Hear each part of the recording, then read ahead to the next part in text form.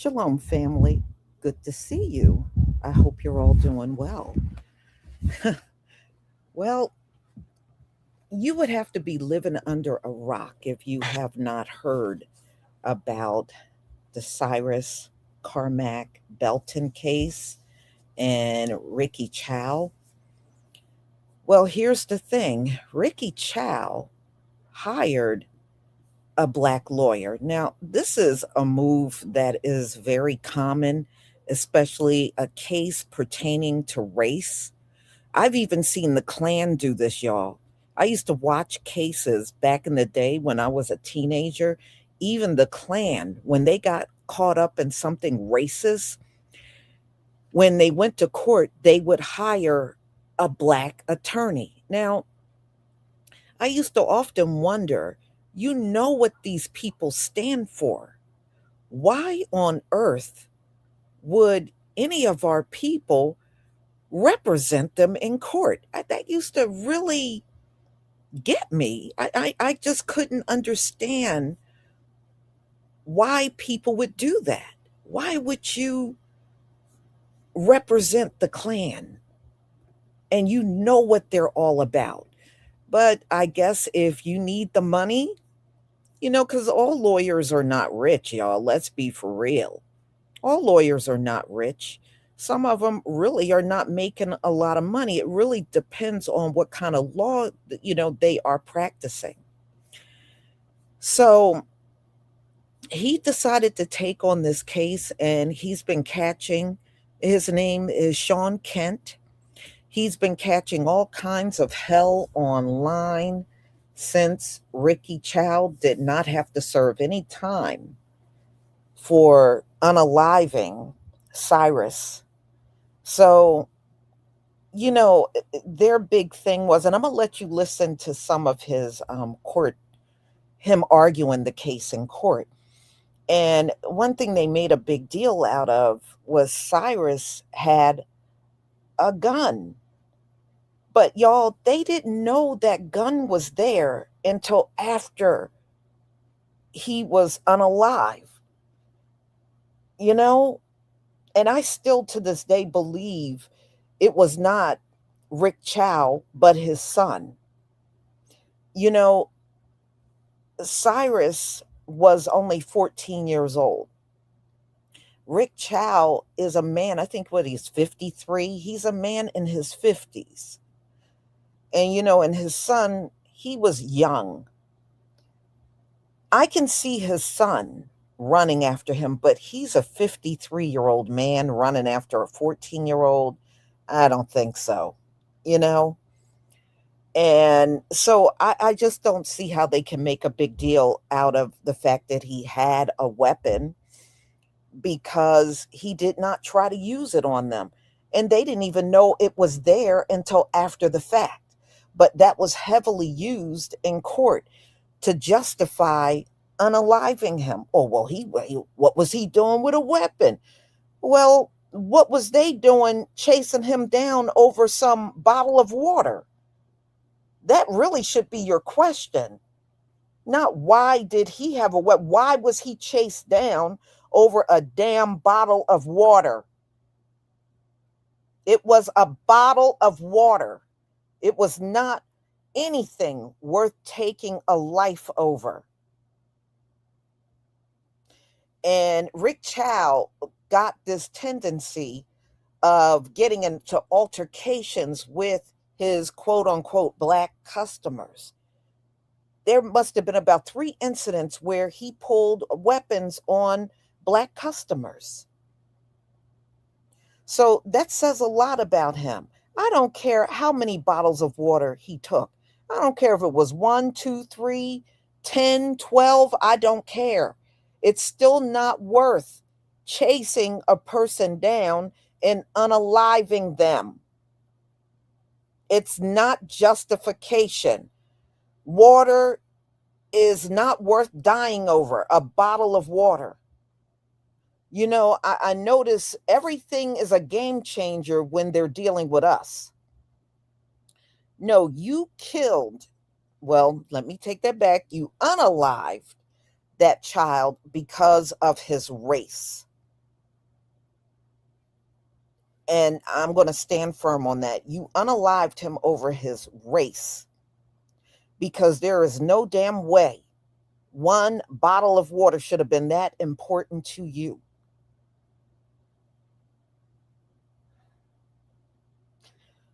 So, y'all, this has been, a sad story. I listened to his mother talk, and wow, I could just feel her pain when she was talking about her son. And that's got to hurt. It's bad enough that you lost your child, but to know they made such a huge deal out of some bottle of water being taken out of the store, come on, come on. This is why I don't believe our community should be saturated with all these foreigners with businesses.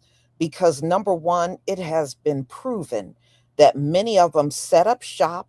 They do not give back to the community at all. They don't hire people from the community. Just like when you go in these Asian stores, everybody working there is Asian. And you know what? You notice none of these white people complain about that. But if it's a black shop and everybody in the shop, they gonna go sue. They gonna go sue. But I notice when it's these stores and they're all Asian, all Arab, all East Indians, you never hear these white people jump up screaming they gonna sue. It's only when it's us. So I just listening to his mother, it has been a hurtful, hurtful week for her, you know, and just I just watch how they burst into tears, his family. That was so horrible. It was horrible. But see, you may have your courts rigged up against us because we know it's all rigged. Because if this is not happening to everybody across the board, it's rigged.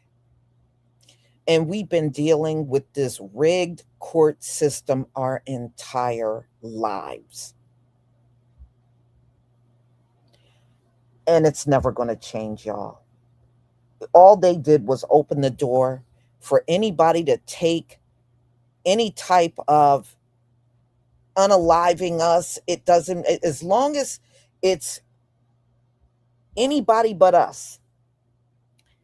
And, you will hear, especially foreigners, how come y'all don't get angry when when some other black person kill you? Yes, we do get upset about that. But here's the thing. The people that usually do the unaliving, they are jailed. They are jailed. They don't have no problem jailing, another melanated person right away and keeping them in jail. They don't have no problem with that. The problem comes from vigilantes. That's when we start dealing with problems, when people want to act as vigilantes. And the courts have let us all know anybody can do whatever they want. And these courts are prepared to let you go as long as you're not melanated and you're different from us. They're prepared to let you go.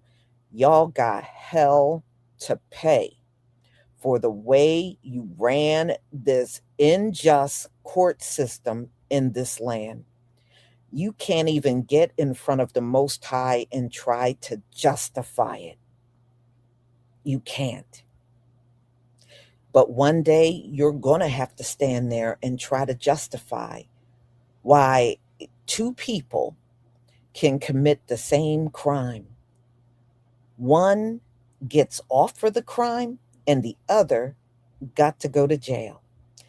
You're going to have to explain that. And all of you folks that cheered it on, whatever punishment they get, you will get because you sat there and cheered the whole thing on. So it's been very revealing in these final days about many things. It has brought many things to light. And we see how these folks, they feel nothing. That's why you're not human. And yes, I said it. You don't feel nothing because you're not human. And I'm done with people having this expectation that we are supposed to feel the pain of anything that happens to you while you don't reciprocate it back. Oh no, we ain't playing that no more. We ain't playing that anymore. So whenever you go cold on us, we'll go cold on your ass right back. So let's get into it, y'all. And all I got to say to Sean Kent, all money ain't good money, buddy. You defended a man that unalived a child. And because you are a defense attorney, you have the option to accept or turn down any case. But you took a case of an Asian man that unalived a child, and you represented this person and got them off. And you want to know why people are online calling you a COON. But yes, he's been catching all kinds of hell. And yeah, I did look up his wife. His wife looked like she is from one of those kind of poor Middle East countries, like Kyrgyzstan or Uzbekistan. She looks like she's from one of those places. But no, he did not marry a sister. But when you listen to him speak, y'all, you're not going to be shocked. You're not. You know what he sounds like to me? When I first heard him speak, he sounds like Rob Smith. He sounds just like Rob Smith to me. And as soon as I heard his voice, man, that red flag went right up. South Carolina. He's from South Carolina. That's where he's from. No, unfortunately, I think he is FBA. But I'm going to let you listen to him, and you can judge it for yourself. But I'm just saying, from my point of view, I don't think he is. I think he's just a COON. He is FBA, but a COON. All right. All right. Look, y'all, I mean, let's be real. I was looking at some videos this morning, and a lot of our people are, gun ho about the boycott against Asian businesses. And we got a bunch of our people online talking about why we punishing all Asians over what one guy did.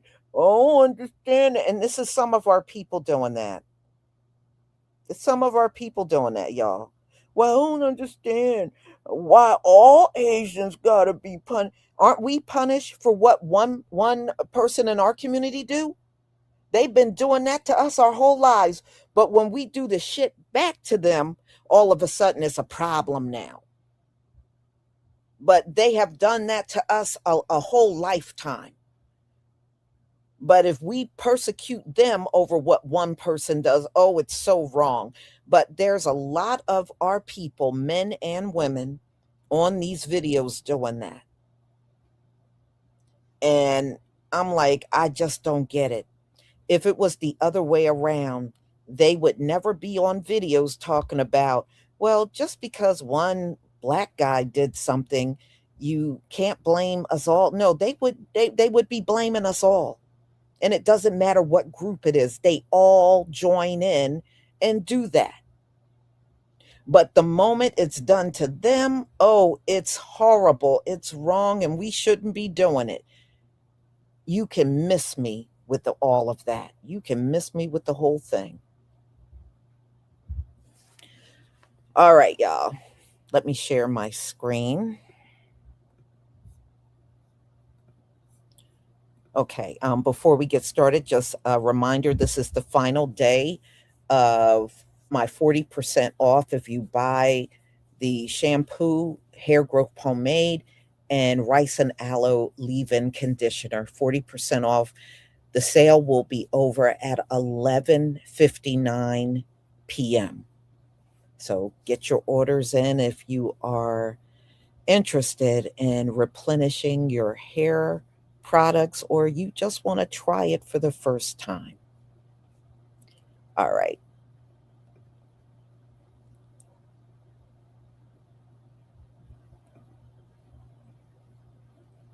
What am I? Hold on 1 second. Nope, that's not it. This is it.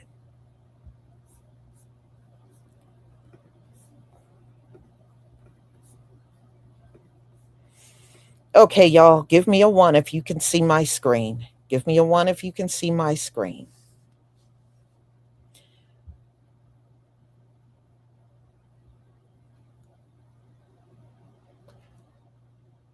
I mean, I understand that everybody is entitled to a defense if they get caught up in the legal system.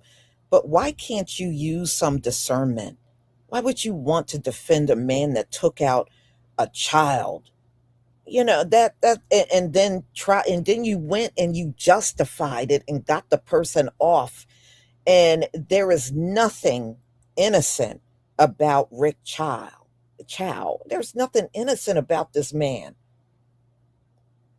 And from what I understand, his business is still there, but he got it. Um, I think he subleased it to family, so he's still getting paid, y'all. He's still getting paid. He's just not in there, but he got other relatives, from what I understand, in there working the business, so he's getting paid. He owns it. He's just letting his family, family members that people probably don't know or recognize, but that's still his family. So the bottom line is, y'all shouldn't be going in that store at all. Let that store go out of business. Let it go under. All right. Thank you for the ones. I get the ones. Yeah, I see it. I see the ones. Thank you.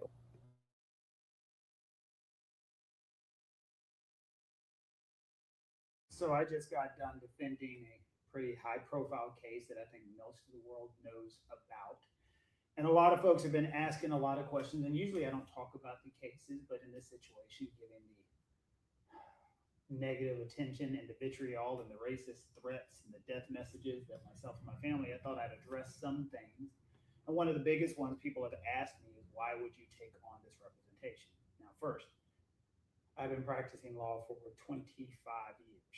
Um, Here recently and shortly, and actually throughout that entire time, I've represented three African American males who are accused of raping a little white girl. I have represented an individual who was accused of killing a person, folding his body and sticking him in an abandoned building in Florence, South Carolina. I represented a young lady who was accused of killing and drowning her newborn baby. I have represented countless individuals who have been accused of criminal sexual conduct, countless individuals who have been accused of child pornography. So, represent an individual in Florence who was accused of murder, killing his rival.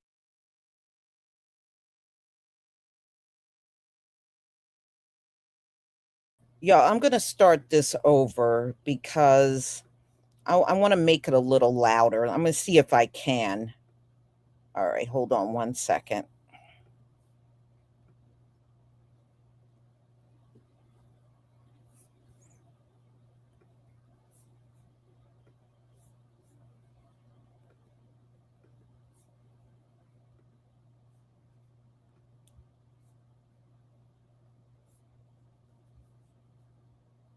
So I just got done defending a pretty high profile case that I think most of the world knows about.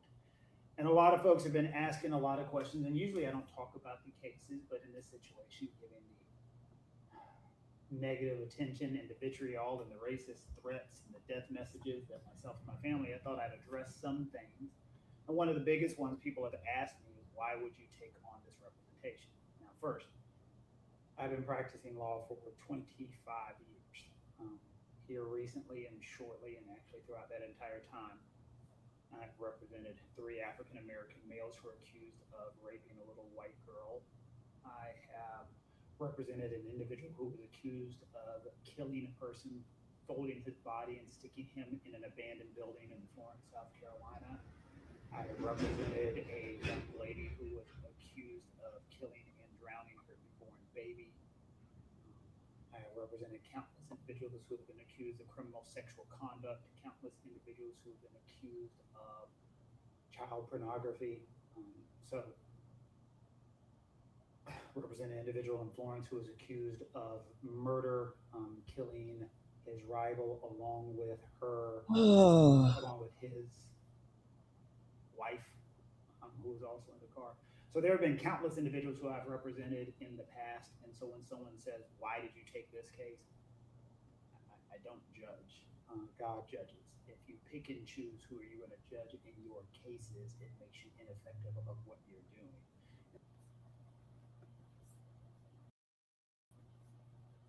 but I thought as a lawyer, he is supposed to pick and choose the kind of cases that he should do. Now he's talking about only God can judge, on picking and choosing. No, buddy, you have the right to say, yes, I will represent this person, or no, I will not represent this person. Lawyers do it all the time, you know? Now, to be honest with you, y'all, I've seen this dude before, and I kept trying to say, where did I see him? I know where I seen him. During the time when Diddy was on trial, he actually did some legal commentary on the trial. He was not one of the lawyers, but he was on a couple of I guess like news shows, just giving his opinion on the trial. That's where I seen him, but I knew I seen him before. His face looked familiar to me. So let's go on with his babbling behind.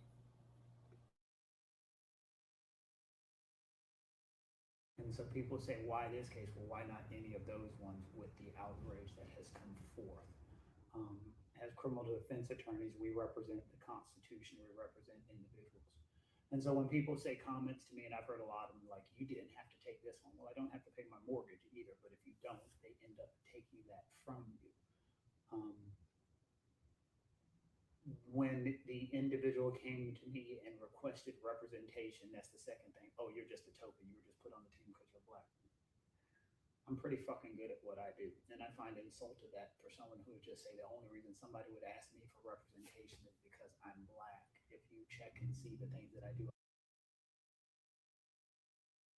He is naive. That is the only reason why they came to him for representation, because it was a lot of things spoken about.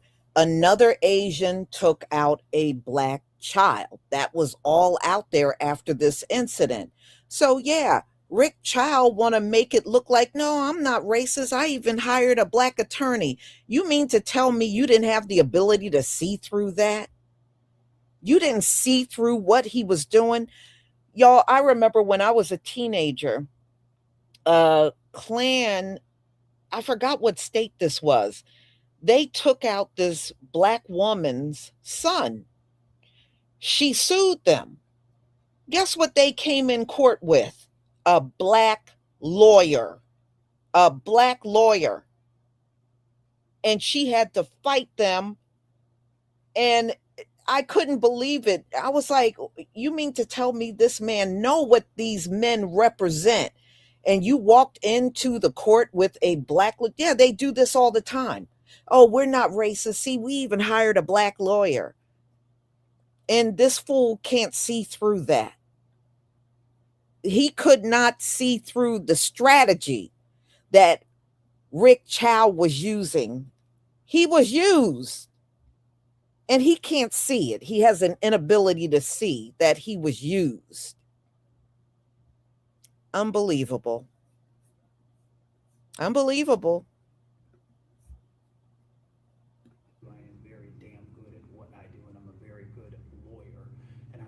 apologize for being somebody when someone needs, they contact and want a good lawyer. And the assumption is, which I hate, when someone says they want the best lawyer, by saying that, you're saying the best lawyer can't be African American. That's disappointing on our parts. As far as the legal defense, when a person comes to us and says the following sentence: look, a gun was pointed at my son. I thought he was going to die, so I fired and shot. That was the legal defense. There was nothing creative. There was nothing tricky. There was nothing fancy. That was the legal defense. Nothing was hidden. I don't want people to say there was all this great stuff. That was the legal defense. What he's saying is a load of bull. when when they found that weapon, it was still in the backpack of Cyrus Belton. It was never aimed at anybody. So the fact that he's still on this, it just proves that Rick Chow and his son, they lied.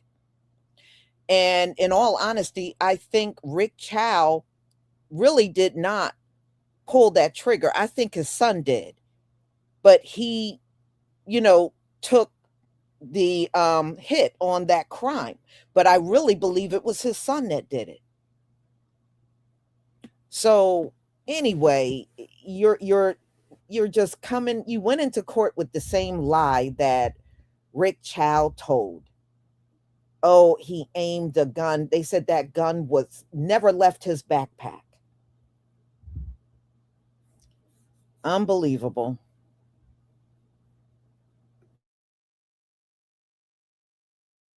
Um, this was presented to a jury of 12 individuals, seven of which were minorities, who heard that legal defense and said, yeah, that makes sense. I didn't create those facts. I'm also hearing, finally, probably most importantly, that there is going to, that people are saying we need to boycott Sean Kent. Not fucking Target. I'm not TJ Maxx. You're going to boycott me. And then someone says, we're going to boycott him and we're going to take our problem to a white lawyer. Okay, yeah, that'll show me. That we don't need him. Well, enjoy jail, enjoy prison, boycott me if you will. But I will constantly, always fight for what's right. Um, People sending the messages, and there've been some there have been some creative messages. I guess the number ones that you have no eyebrows and stuff like that, which I know is true. So there have been some very creative messages, but there have also been some insulting ones, and there's been a lot of people who have requested phone calls, and I've talked to them. If somebody sends me a message and it's nice and polite and say, I just disagree with what you do, I picked up the phone and I've talked to them, because I do think a system works better if you have an actual intelligent conversation. I do think there are problems with the way, and let me make this clear. The state of South Carolina did everything that they needed to do in this case. They tried their damnedest to present the case that they wanted to present. There's some very good lawyers in that office who I respect tremendously, and I know they're getting a lot of hate also, which I think is unfair, because they do what they have to do, as do we, and that's what makes the system work. We do not fight for everybody equally, then the system fails and stops to work. Um, and so I hate it, and I hate it for the young man's family. I hate it for Cyrus's family. I hate it that a young man died. I 100% do. Prosecutor said some stuff that there's a lot of things he is not going to be able to experience in his life, and I fucking hate it. I can't control that part. Um, but I do. It saddens me. It saddens me that a young life has been snuffed out entirely too early, and I think, whether people believe it or not, the defendant would agree with that. He felt that he was in a situation that something had to be done or his son would be dead now. That's his position. People disagree with it, but that's his position. And a 12 member jury heard that position and said the same. So, again, people who are telling me, I'm getting a lot of the last one. I can't believe you defended that racist, you fucking coon. Racist, you fuck. And you rat. And I finally figured out what those little emojis are that you're putting on my pages. I guess that's supposed to be a coon. You're a sellout. You're a race. And I'm just like, am I a sellout by showing the world that, you know what? I'm really good at what I do, and I'm going to fight like crazy for you or for anyone else. And so, all of the threat messages and all the other situations, I hope down the road, if you need a lawyer, someone is there for you, and you get a really damn good lawyer, the best one you can be. And I hope someday we get to the point in our society where we say the best lawyers in the world have to be white and not necessarily black or people of color. We start to realize that good lawyers come in all shapes, sizes, and colors. And this is the task that we have chosen. This is the job we have chosen. This is the obligation that we have taken on. And this is one that I'll take on. Um, I hate it though. I hate the hate, and I hate the fact that we cannot look past and realize that sometimes people can be good lawyers and still good people. So maybe we'll do a live if anyone thinks that's necessary. And by the way, put your hate comments. Tell me how much of a piece of shit I am. Tell me how bad my eyebrows, big teeth, all the other stuff. I'm fine. Put those down there. Say all the nasty stuff you want to say. But maybe it would be interesting to have an Instagram or Facebook Live where we can take questions so people can ask questions. Because there is a lot that the world doesn't know. There's a lot that we don't know about Cyrus, Rick Chow. There's a lot that we do not know about these individuals. But if there's people who have questions about the case and the legal defense and why we did the things that we did, I'll happily answer them. Take care. I'm getting a lot of the last one. I can't believe you defended that racist, you fucking coon. Racist, you fuck. And you rat. And I finally figured out what those little emojis are that you're putting on my page. I guess that's supposed to be a coon. You're a sellout, you're a race. And I'm just like, am I a sellout by showing the world that, you know what? I'm really good at what I do and I'm going to fight like crazy for you or for anyone else. And so all of the threat messages and all the other situations, I hope down the road, if you need a lawyer, someone is there for you. You get a really damn good lawyer, the best one you can be. And I hope someday we get to the point in our society where we say the best lawyers in the world have to be white and not necessarily black or people of color. We start to realize that good lawyers come in all shapes, sizes, and colors. And this is the task that we have chosen. This is the job we have chosen. This is the obligation that we have taken on. And this is one that I'll take on. I hate it though. I hate the hate, and I hate the fact that we cannot look past and realize that sometimes people can be good lawyers and still good people. If Cyrus was this thug that they keep telling you that he was, by showing you pictures and trying to get you thinking in that direction, we never would have gotten 130 yards down the road. He would have held court right at 7441 Park Lane Road. Cyrus would have been the judge, the jury, and the presenter of the sentence right there in that spot, if he was the thug that table wants you to believe that he was. But instead, what were his actions? Folks, he ran. He ran like a child. He ran from the adult. Let's think about who acted like the thug, the gangster. The person who chased him down the street, or the person who ran while he had a gun hidden. He ran out of his shoe. How do we know that to be true? Because we see it on camera. Shoe flies up in the air, and he keeps running. Doesn't stop. Turn around. I want to drop my shoe. Let me get that, because I'm going to get in trouble if I go home with one shoe. He didn't do that. How afraid do you have to be to run out of your shoe and not turn around to pick it up? Ponder on that for a minute. He ran further. Phones fell out. They keep coming to you with this mess that, oh, he threw his cell phones out. What sense does that make? Did you leave your common sense in the parking lot, or did you bring it with you? How afraid do you have to be to drop 2 cell phones and keep running? Again, let's be very logical about this for a minute. 2 cell phones. We know how expensive they are. One cell phone belongs to you, and the other belongs to your mother. Do you mean to tell me that you are going to go home that day with one shoe and tell your mother, Mama, I lost my cell phone and yours too, and I didn't turn around and get it? You want that smoke? Do you really want to get what you would get if you lost 2 cell phones from your mother? I forgot to include the fact that he was a black child. The diminution of value of black life has got to stop. And it doesn't matter at whose hands. It started off at Mr. Chow's hands and it ended with that jury's hands. But it doesn't matter. Our children have value. Our children have worth. Your child had worth. I stand here today because we have got to impose even those values on ourselves. That our children are not thugs.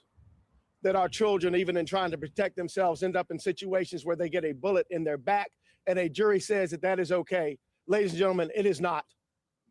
It is not. We cannot believe for one more second that our children, because of the color of their skin, are worth less than those that don't look like us. I challenge those who say, well, that's what the jury said. There were blacks on the jury. There was a black prosecutor. And so it is what it is. I challenge you to show me in this country where that has happened and the assailants look like us and the victim did not. I get frequent phone calls about, well, the prosecution, they should have asked for voluntary manslaughter. Well, what they don't realize, even in asking that question, you're suggesting to me that a 14-year-old with a bullet in his back, his value cannot reach the level of murder. They should have started off with less than murder. No more. No. This was nothing less than a bullet in the back and murder, no different than it would have been on a white store owner being chased by black children, on a Chinese kid running out of a store being chased by two black kids. This was exactly what the prosecution said it was, and I'm sorry that the jury didn't agree, but the jury was wrong. And while we have to respect what the jury said because we don't have a choice, they were wrong. And those that looked at it and said, well, how is there malice? Because he was shot in the back after running for his life. And if you listen to the witnesses, they said when he came out of the store, he had nothing but fear in his eyes. And he was running so fast, he lost his shoe. And he kept on running. And what did Mrs. Chow do? She went and got the shoe. They said, well, he had no money when he found him. Do you think that people would pick up somebody else's shoe, wouldn't pick up the cash? Have you not heard of Cash App? Did he need cash in his pocket in order to pay for the water bottles that he did not steal, that he didn't pick up, that he didn't leave the store with? Ladies and gentlemen, this is a simple case of someone armed, running with their adult son as they chased a 14-year-old child over a football field's length and shot him in the back. You know what? This lawyer, his name is Todd Rutherford. He is the lawyer that represented the family that you're listening to.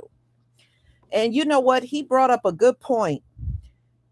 Now, the one after he was unalive, Rick Chow's wife picked up his sneaker.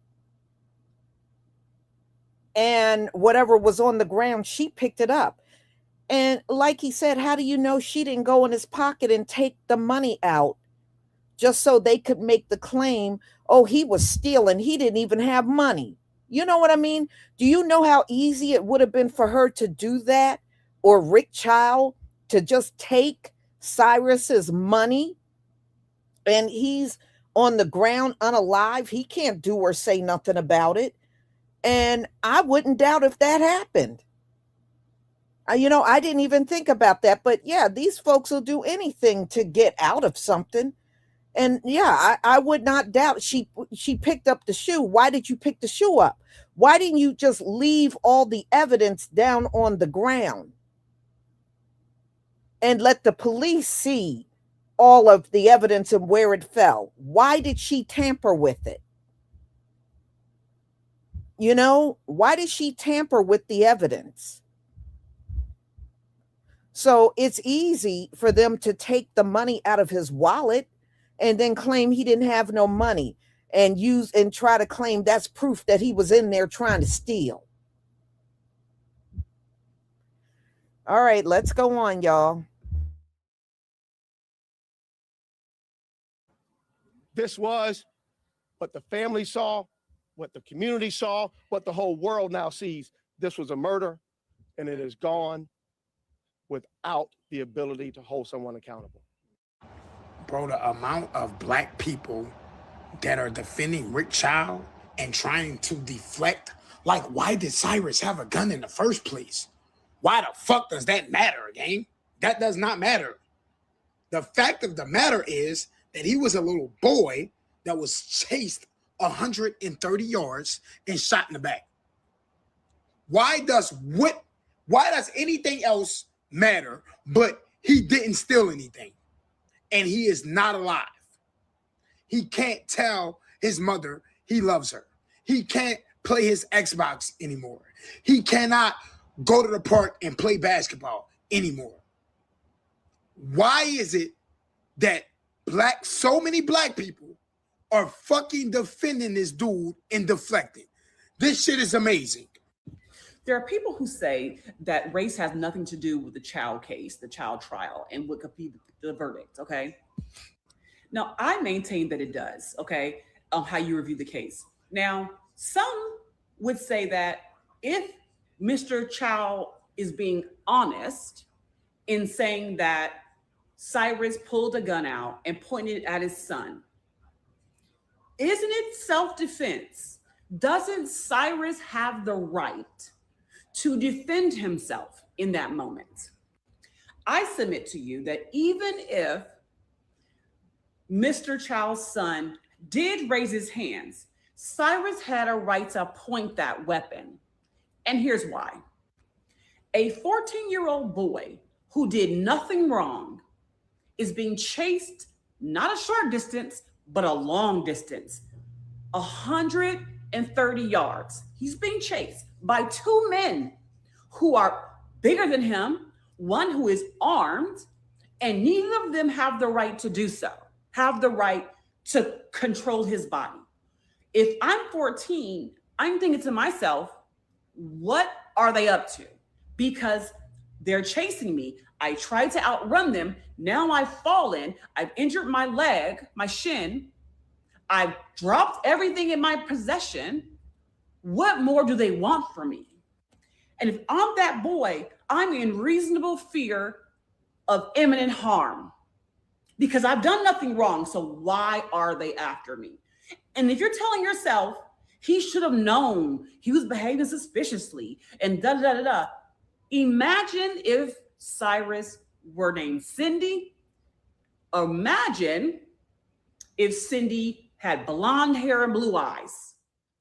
First, being chased by the two Chow men, the two men, Mr. Chow and his son, Mr. Chow. Imagine those two men were chasing a white girl. What would you think that she had the right to do at that moment? Number one. Number two, go even further and imagine that Cindy, blonde hair and blue eyes, is being pursued by two black men.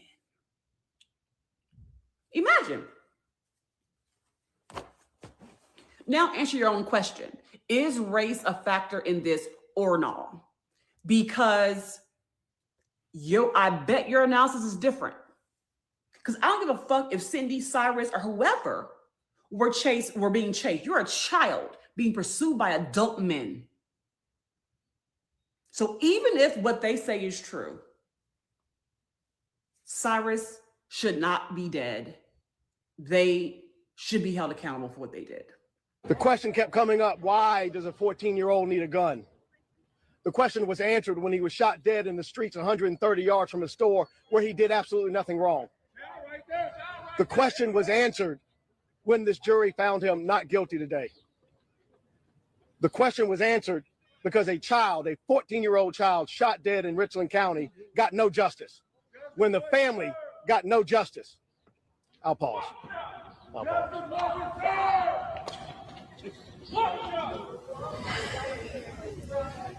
The anger is palpable tonight. You can feel it, you can touch it, because people saw a child that looked like their own, that did nothing wrong. A child that all the witnesses described had fear in his eyes when he left the store. And then he started to run as two grown men chased him down over a football field and shot him dead. This should not happen. This makes us feel as if our children don't matter, and they do. This makes us feel like Cyrus's life did not matter, and it did. What you see tonight is going to be the anger. And what we ask is that anger not turn into anything else but words, to go online, to talk about it, to discuss it, but not to act like what people in their evil minds think that we are. We are certainly better than that. Cyrus was better than that. His family is better than that. It's unfortunate that this was the jury's verdict. We have no choice but to accept it, but we don't disagree, but we don't agree. There is no way that a child who did nothing wrong, who is shot in his back, how that jury can justify that verdict. I've been practicing law for almost 30 years. I've never seen anything like this. I don't understand it. I'm at a loss to explain it to his father, Troy, standing beside me. I'm at a loss to explain it to his mother, who couldn't take it and had to leave. I'm at a loss to explain it to his family, because I too don't understand it. I've talked to the sheriff tonight. We all ask for calm. We all ask that everybody make sure that we celebrate Cyrus's life, that we make sure that his legacy continues like his life did. He ran away and he got shot in the back. It should not happen. Shouldn't have happened. And unfortunately, we're going to have to deal with the end results of it. Thank you.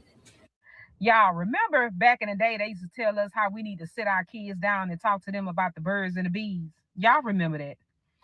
Now, I would have never thought that we would live in the days and time when we have to now sit our children down and talk to them about walking into a convenience store to buy a bottle of water, or just simply going into the store to buy you an Arizona tea and some Skittles. Would have never thought that we would be in the day and times that now we got to sit our children down and talk to them about walking into a neighborhood convenience store. A convenience store that our tax-paying dollars are helping to keep afloat. A convenience store that we go into every day and spend our hard-earned money in. Now we got to start talking to our children about not going into these convenience stores alone. Not because we don't trust our children, because we know our children. Not because we don't trust our own children. It's because now we do not trust these convenience store owners. And it's crazy that our children can't even go into a convenience store to buy water without being in fear of being harassed and discriminated against. Now, what happened to this child should have never happened. Should have never happened. But you know what? I can tell you who could better explain this case better than anybody. Attorney Lauren. I came across her video yesterday, and when I tell y'all she explained this case to the T, she explained it to the T. She did a magnificent job on explaining this case and how the verdict came back non-guilty. She also went on to explaining how the prosecutors dropped the ball.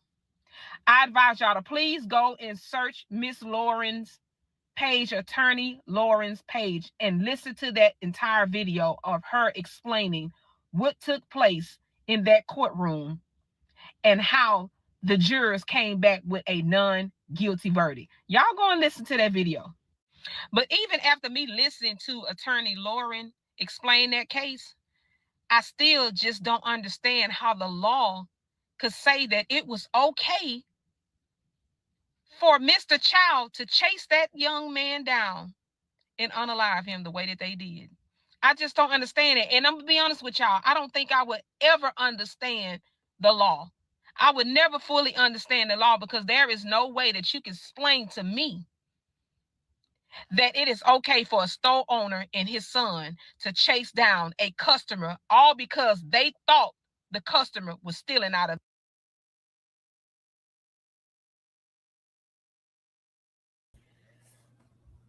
What she does not understand is it's always been this way.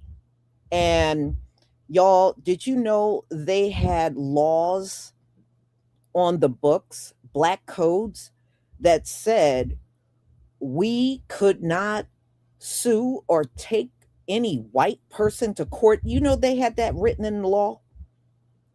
We could not take white people or sue white people and take them to court. That was in their black codes.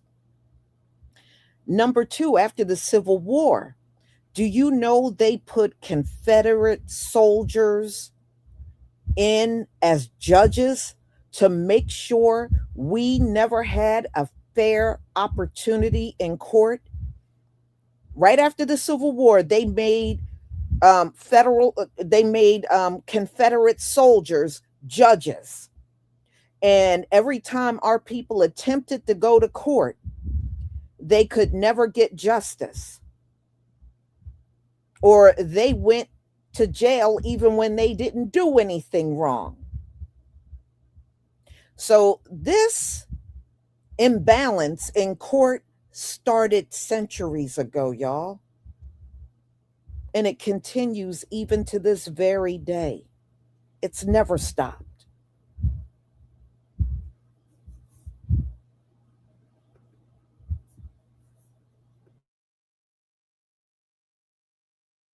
Their store, and not only chase him down, but unalive this person. I just would never understand that. People are now questioning why was Cyrus, a 14-year-old, carrying around a weapon. And you know what pisses me off altogether is because every time something happens to someone, the victim is always being questioned. Like, why is that even important? Why do anybody need to carry a weapon? Because that's just the days and times that we live in now. That this world has gotten so corrupt that people are in fear of going to the grocery store without packing a weapon. You don't know who got what on them when you passing people by in the grocery store, in the mall, at the bank, anywhere that you may go. You don't know who got what on them. But you know why people are now starting to pack weapons? Because they are afraid. They are afraid that they are going to get caught in a situation and they're going to have to be forced to defend themselves. So that's why people are now packing weapons. Why should a 14-year-old have to worry about packing a weapon is the question that y'all should be asking. Why do our children feel like they need weapons to pack these days? Because these children are scared. These children are afraid that they are going to get caught in a situation that they are going to need to defend themselves. Now, in this situation with Cyrus, he didn't feel like he needed to defend himself. Is the reason why he never pulled his weapon out. Nobody knew that child had a weapon on him but him. When you seen the convenience store surveillance camera, because I'm sure by now everybody has seen it. Not one time when you saw that child walk into that store did you see this child had a weapon on him. He never pulled it out. He never flashed it. He never held it. He never touched it. Never touched it. When Mr. Chow and his son took it upon themselves to chase Cyrus out of that store, and when Cyrus fell and that gun fell from his jacket, is when Mr. Rick Chow said that he saw the gun pointed towards his son. Now, remind you, Cyrus never even touched the gun. Mr. Rick Chow didn't say that Cyrus pointed the gun towards his son, and that's the reason why he opened fire. He never said that. He said that the gun was laying on the ground and it was pointed towards his son. So who was pointing the gun towards his son? The ground? I mean, that's what I'm getting. And even as crazy as that sound, how in the hell did the verdict come back non-guilty? How? You know how? Because the prosecutors didn't do their fucking job. They was nowhere near prepared for this case.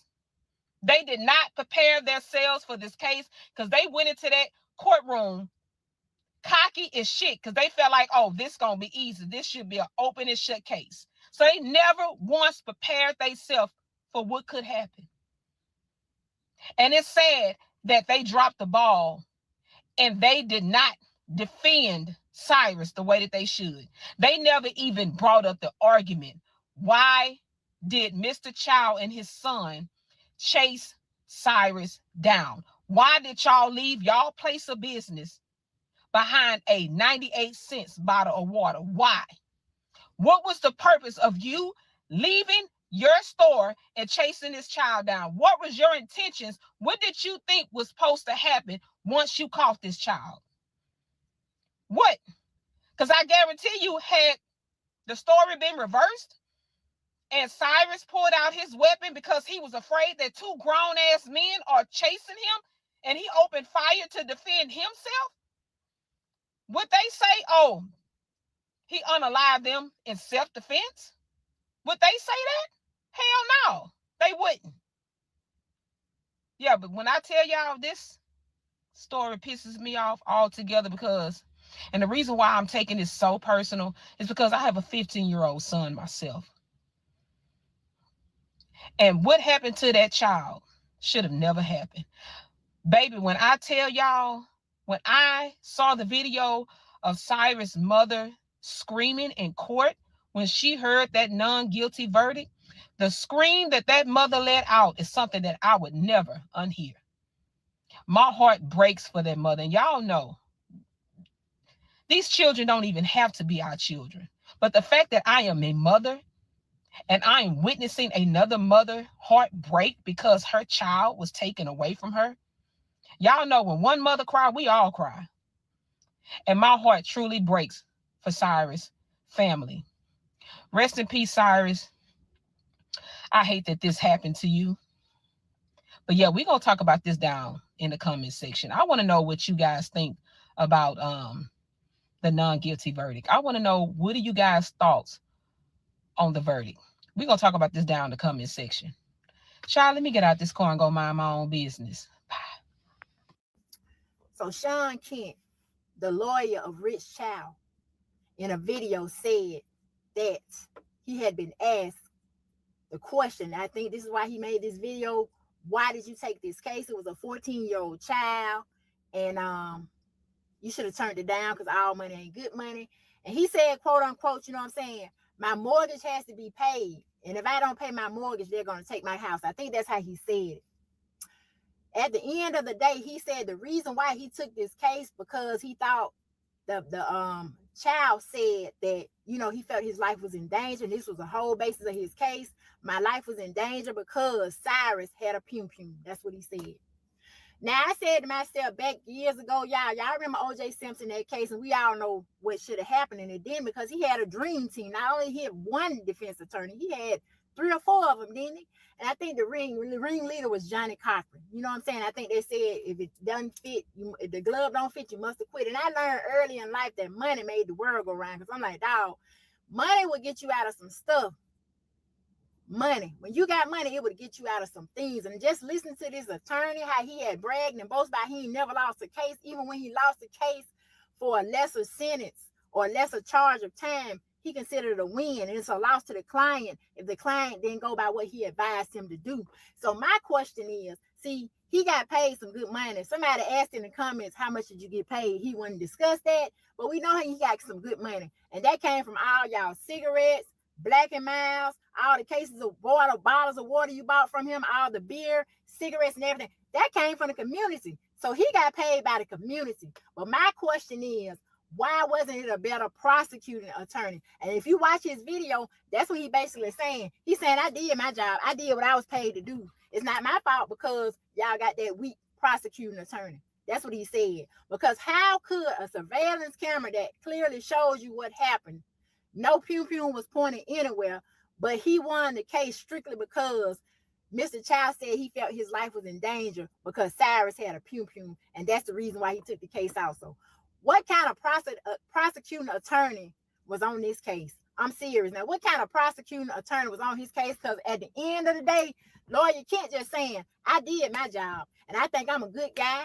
I don't want some cases, but I got to give everybody the benefit of the doubt. And he said, I'm not the judge. God is the judge. I'm just going to do my job. And I'm going to get paid while I'm doing it because I got a mortgage to pay. You know what I'm saying? So don't come at me. Y'all got bills to pay. I got bills to pay. So the opportunity presented itself. Don't blame me because y'all didn't get a better prosecuting attorney. That's what I got out of this video.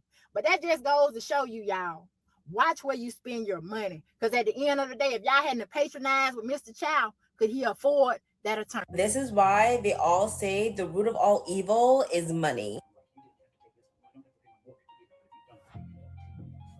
So this is the defense attorney that defended the child murderer. He pretty much said a whole lot of nothing. Goes on to say, oh, well, I represented other evil people, even child predators. I think the guy in the office needs your help. Anyway, then he goes on to say, oh, you think they hired me because of my skin color? Oh, you think Black lawyers can't be the best? Correct me if I'm wrong, but that feels like a straw man's argument, right? Because no one said Black lawyers aren't the best.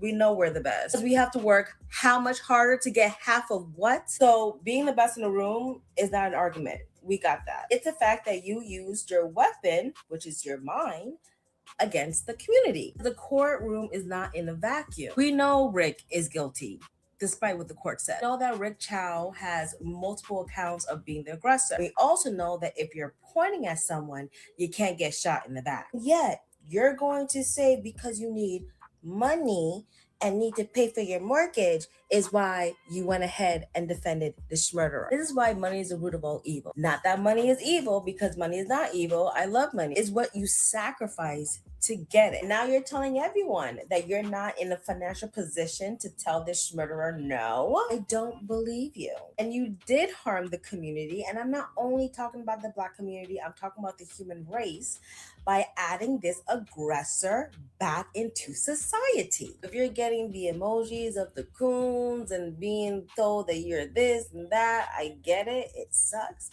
But you have to recognize that you too are a danger to society. My first time seeing this guy was during the Diddy trials, right? And I thought, man, this guy's a breath of fresh air. You feel me? Like he breaks it down. I think the smartest people can take things that no one really knows about, like law, you know, deep science, and they can break it down as to where regular people can understand it. And I thought he did a really good job of that with the whole Diddy thing, right? He was one of the only lawyers that made me think, oh, like, I get it. I get what they're saying about the Diddy thing. Because at first it sounded like a lot of lawyers were saying, well, Diddy didn't actually do anything wrong. And the way he broke it down, I was like, oh, okay, they do know Diddy's a piece of shit, but the law has to work and blah, blah. So now we get to this situation. And this is what I mean by like how the masses try and dictate life with their personal emotions. So the case with the Chow Mein guy who chased the boy down the street and murdered the boy. Y'all know how I feel about that. I think that's one of the most fucked up things we've seen in the Black rage bait scene in a while. Screaming self-defense when you chase somebody and you had a gun. That's just crazy to me, but whatever. So this guy was the defense attorney. I don't know. He was the guy defending the Chow Mein. And obviously Mr. Chow Mein got off. And so now people are mad at him. Number one, I heard somebody say, I've never heard you come on and break a case down like this before. I have. Again, the first time I saw this guy was during the Diddy trials. When all that Diddy shit was going on, he was breaking it down. And now they're calling him, you know what they're calling him. Every name under the sun, saying he wants attention by talking about it because he won the case and this, that, and the third. There's a lot of people you can be mad at in this situation. A lawyer is not one of them. Both sides have to have a lawyer, bro. And if one lawyer is better than the other and gets that client off, there's nothing you really, bro. I saw a comment section of people pulling up pictures of him and his wife, calling him all kinds of shit, and it's just like for doing his job. You see when OJ was about to get locked up, a lot of Black people were cheering. Not because they love OJ, but because they saw the law work for a Black person in the same way that it works for white people. Like, motherfucker, you guilty and you getting off, what the fuck? But they saw that shit happen for a Black person and a lot of niggas cheered. Even though when it comes to that OJ shit, I think that's crazy, bro. Like, I look at OJ like crazy. Like, nigga murdered somebody and then went on a press tour for the rest of his life about how he murdered somebody. Wrote a book about, like, if I had done it. That's a disgusting motherfucker, bro. That's a disgusting motherfucker, bro. There's some people on this earth who get unwarranted praise, and OJ is one of them, bro. It's like the Trayvon Martin joint. When the dude killed Trayvon Martin, then he went on a press tour, people cheering him on, 2A, 2A. And he like sold the gun, and oh my God, like OJ basically did the same thing. Niggas just don't see it like that because it wasn't a little Black boy. But he killed that white lady, bro, and her family had to see all his antics, dog. My point in this video is to say, look, don't let your emotions rule this. Like, y'all mad at the lawyer? Man, hold on now. There's a plethora of people you can be mad at that have nothing to do with it. They had to hire a lawyer. Somebody had to take the case. You think all the lawyers should have just said, nah, ain't nobody taking that case, fuck that. What? They apparently, like, they called him specifically. He probably said, here's how much it's gonna cost. And it's a high exposure case. He probably shit. Listen, a lot of y'all ain't never. Hey man, he ain't gonna spill the beans. A lot of y'all don't know how valuable a lawyer is. A lot of y'all ain't never got a check from having a good lawyer. A lot of y'all don't understand. A lot of y'all don't understand.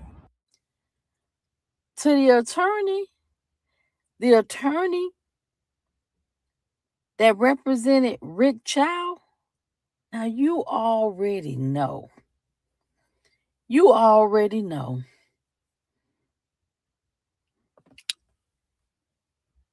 Your business about to go. You already know. Why did you take that case? Why did you take it? Was the money that good? Was the money that good? I wouldn't have took the case because I would have told myself, if he don't get found guilty, them black folks coming for me. And guess what? Guess what? They're coming for you.